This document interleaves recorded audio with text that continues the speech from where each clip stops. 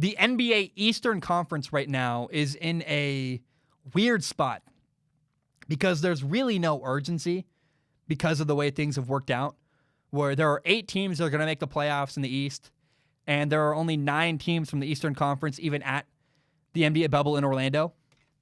And the number 9 seed, I mean, it just feels like the odd man out, where right now it's the Wizards, and they're 6 games out of making the playoffs. And unless it would take a catastrophic meltdown for one of the 7 or 8 seeds in order for the Wizards to find a way to make it into the NBA playoffs, I just don't see it happening. It's just honestly weird the Wizards got invited at all. Seems like they were brought to balance things out and give an even amount of teams to have play. So the Eastern Conference very clearly is nearly locked. If you're in the Eastern Conference, you're not worried about your seeding. You're going to make the playoffs. You're totally fine. And so it makes the games, these 8 seeding games going into the playoffs are just a lot less important if you're in the NBA Eastern Conference. And what that does is allows for a lot of wiggle room and a lot of opportunity to play around. We'll talk about that. But I was watching the Milwaukee Bucks against the Boston Celtics, and I couldn't help but think that this game, all that game did, the Celtics lost to the Milwaukee Bucks, 119-112. But all that game did was help the Boston Celtics. All that game did was give them film to watch. And to be honest, the Celtics really hung very well with the Milwaukee Bucks, nearly bucket for bucket. And that's in spite of the fact that, Jason Tatum, oh my goodness, had an awful day. He scored 5 points for the Celtics. He was 2 for 18 shooting on the day. Ridiculous, absurd, awful. And not to mention, Kemba Walker was limited. He only played 19 minutes because he's got a sore knee. And again, this whole game was a game for me that gave me the vibe of this is the Celtics gathering film to watch on the Milwaukee Bucks. So they can look at, hey, this is what the Bucks did here and there, and they can make slight adjustments to what the Bucks are doing. Again, the Bucks won 119-112. But the Celtics didn't need to win. They were just scouting. They were just gathering film. And Jason Tatum especially had a lot of moments where he's going to go back and watch and go, ooh, that was a mistake. That was bad foot positioning. That was a mistake. Ooh, that was really stupid, a risky, dumb mistake. There's a sequence where, if you go back and watch it, where Jason Tatum had the wrong foot up. Jason Tatum was in a poor position. He let Giannis right past him. And if he could go back and do it over again, he should have his left foot up, force Giannis to go to the left. And then the Celtics got to realize, hey, if Giannis is driving to the basket, we got to have help defense and force Giannis to do an outlet pass out to the perimeter.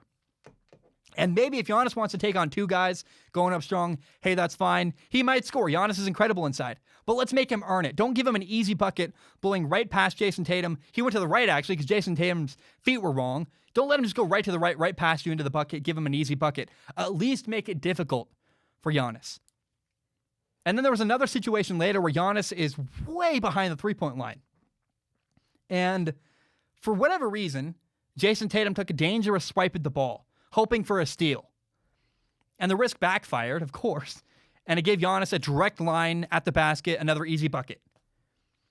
And I'm telling you that on film, when the Celtics watch this game, they're going to go, oh, we got to make that adjustment, we got to do this, we got to do that. All this game did was help the Boston Celtics see where they come up short and what adjustments they can make to beat the Milwaukee Bucks. And I want to see the Boston Celtics play the Bucks again at some point in a meaningful playoff game situation. I think it'd be incredible.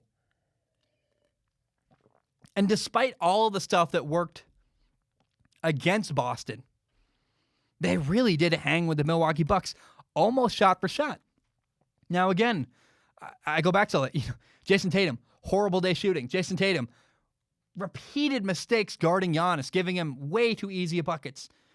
The Celtics, really bad help defense. And Kemba Walker, limited minutes. If you fix all those little things, oh, wow. The Celtics have a very good shot to beat the Bucks if they rematch at some point down the road. Now, the roster the Bucks have assembled is really impressive. I don't know if you've paid any attention to it. Obviously, they have Giannis, who is going to probably win the MVP in the NBA for the second year in a row. And by the way, I love Giannis. I think if he wins the MVP, deserves it. I think he's a great dude. I think he's a great representative of the NBA. I think LeBron James is right now the grandfather of the NBA, and very soon the torch is being passed to Giannis. He's so fun to watch. I mean, Giannis is so powerful, and he does not move like a guy who's 6'11". But one of the things that when I was watching the Bucks Celtics, I just forgot. Oh yeah, they have Dante DiVincenzo. Like, oh yeah, and I'll never forget DiVincenzo's performance in the NCAA championship game against Michigan. He had like 30-something points, just blew up, had an incredible game against Michigan, and really played himself into a spot in the NBA. And so Dante got a start against the Celtics because Eric Bledsoe is still in quarantine. And then you go, okay, well, they have DiVincenzo, they have Eric Bledsoe, who's phenomenal, they have Chris Middleton, who's a huge stud. Maybe they should have flipped. Maybe Eric Bledsoe's a huge stud. Chris Middleton's a phenomenal player. Wesley Matthews, the Lopez brothers. Brooke Lopez is a force inside. He had 6 blocks. Robin Lopez he's there and he helps a little bit. It's cool they have brothers on the team. Like, you have 2 sets of brothers. They have they have Giannis and his brother, and they have the Lopez brothers. They also have George Hill. And it blew my mind. I forgot they had Kyle Korver. I went, oh yeah, Dante DiVincenzo and Kyle Korver.